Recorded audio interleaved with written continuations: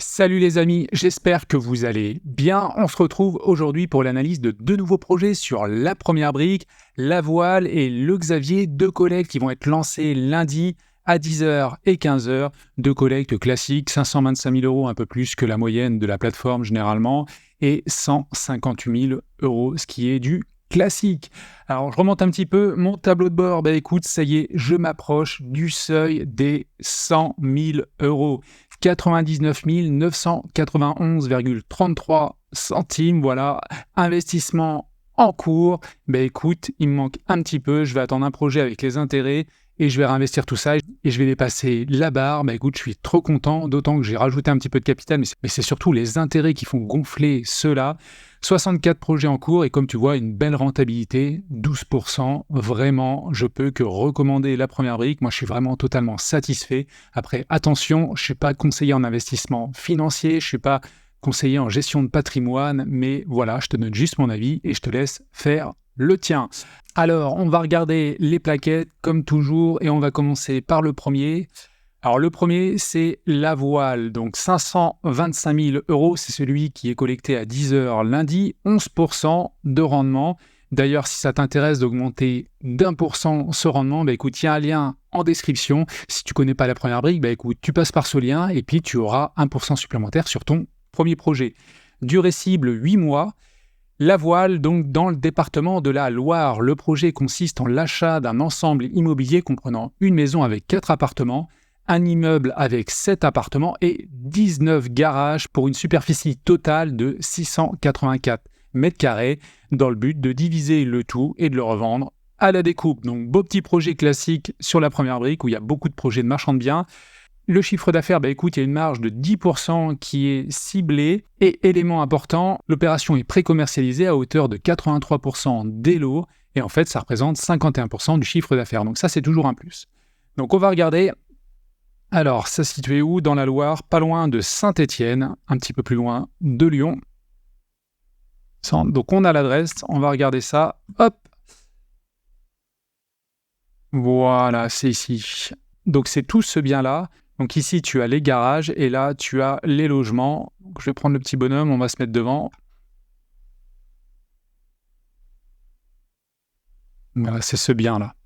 Donc, je crois qu'il y a celui-ci également. Et puis là, il y a une ribambelle d'appartements et les garages. Bon, là, il y a des taggers qui sont passés. Alors, il y a des garages devant, mais il y a également des garages derrière. Donc, on va revenir sur la plaquette. Donc, la population, elle est en baisse, moins 0,7% sur les 5 dernières années. Donc, tu as ce bien-là. On voit les garages également. Donc, dans la cour intérieure, il y en a 4 qui donnent sur la route. C'est habité aujourd'hui. Alors, le bilan financier, 83%, c'est le foncier, donc l'achat. Alors nous, on collecte, j'ai oublié, 525 000 euros. Ça, c'est intéressant parce que ça veut dire que si le projet ne va pas plus loin, écoute, on peut essayer de revendre et on va voir si on a une hypothèque de premier rang, on a une couverture assez intéressante vu que le foncier, en l'état, représente 551 000 euros, donc un petit peu moins parce que 540 000 euros parce qu'on ne prend pas en compte les frais de notaire. Mais déjà, il y a une bonne petite couverture s'il y a une hypothèque de premier rang.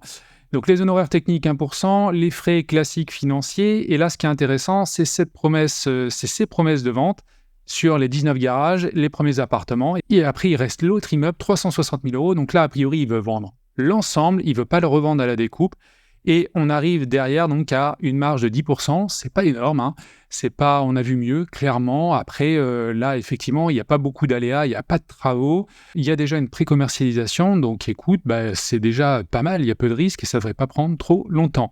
Donc le prix de sortie au mètre carré, il est de 1082 euros. On va regarder sur Meilleurs Agents ce que ça donne. Écoute, pour des appartements, on est à un prix moyen de 1604, donc là, on est en dessous, clairement en dessous, donc ça, c'est cool.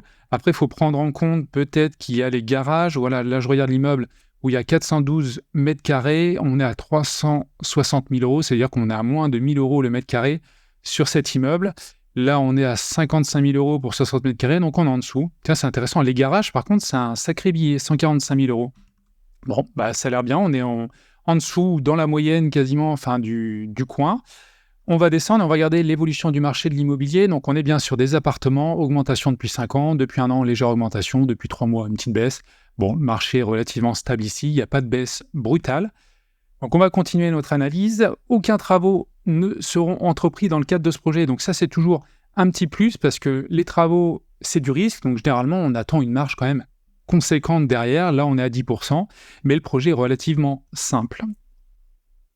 Alors, vis-à-vis de la commercialisation, donc aujourd'hui, on a un taux de commercialisation à 83% en volume, ce qui représente 51% du chiffre d'affaires.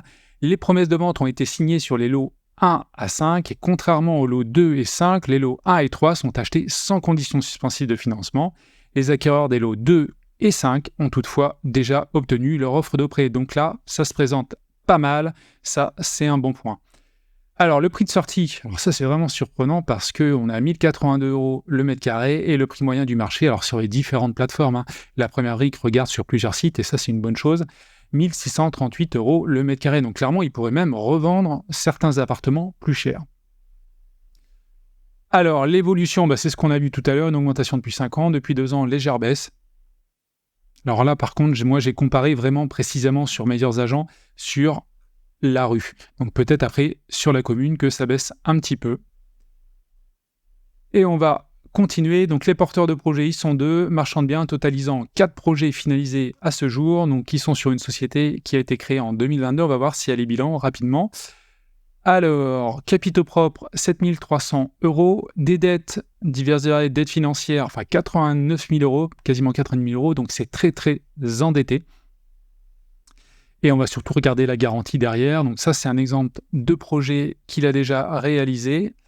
Et les garanties, point très, très, très important. Donc on a une hypothèque de premier rang inscrite. Je passe sur la caution personnelle, tu me connais. Et donc à l'acquisition, l'actif acquis offre une couverture hypothécaire à 90% du montant financier. Alors moi, j'avais calculé plus parce qu'on prête 525 000 € et je crois qu'à l'achat, on était à 540 000 €. Quoi qu'il en soit, la couverture est vraiment bonne, donc ça c'est cool.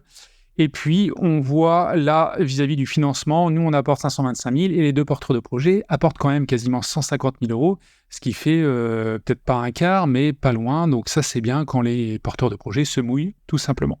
Donc voilà, je trouve que c'est un très très bon projet. Pourquoi ? Déjà, il y a peu de travaux, peu de risques, surtout vis-à-vis de la marge. Donc, on a une marge de 10% qui n'est pas exceptionnelle. Néanmoins, on a une hypothèque de premier rang avec une très belle couverture hypothécaire. On a de la commercialisation. Donc, tout a l'air vraiment bien sur ce projet-là. Le risque est très, très faible, je trouve, même s'il y a toujours un risque en crowdfunding immobilier. Écoute, je trouve que personnellement, c'est un beau projet et je pense que je vais sûrement investir un petit ticket. Néanmoins, je te laisse faire ton propre avis. C'est ça le plus important. Donc, on va passer au deuxième projet Le Xavier, situé à Épinal, à proximité de Colmar. Donc, le projet consiste en l'achat d'une maison d'habitation avec jardin, d'une superficie de 160 mètres carrés sur un terrain de 474 mètres carrés. Le but du projet est de rénover le bien et de le revendre après travaux. Donc, tu vois, là, il y a des travaux. Ça va être différent, notamment dans la durée a priori. Donc, petite collecte, 158 000 €, c'est pas énorme, 11% par an. Si tu cliques en description, écoute, tu peux avoir 1% supplémentaire sur ton premier projet. Si tu t'inscris par ce lien, 23% du chiffre d'affaires. Donc, effectivement, là, on est plus large. Le fait souvent de faire des travaux, ça embellit le bien et ça permet d'avoir une marge plus conséquente. Alors, on va regarder l'adresse, 14 et 18 rue Professeur Villemain à Épinal. Hop! Donc, a priori, c'est cette maison qui va être rénovée. Tiens, on va aller voir dans la rue ce qui s'y passe. Alors, où c'est 18, ça doit être ça. Et là, c'est le 14. Bon, c'est le 18 aussi, j'ai l'impression. Alors, c'est le 16 et le 18. Donc, a priori, c'est tout ça. Et peut-être le 14 là, je ne sais pas. Tiens, on va voir s'il y a des plans sur la plaquette. Ce sera peut-être plus simple pour le repérer.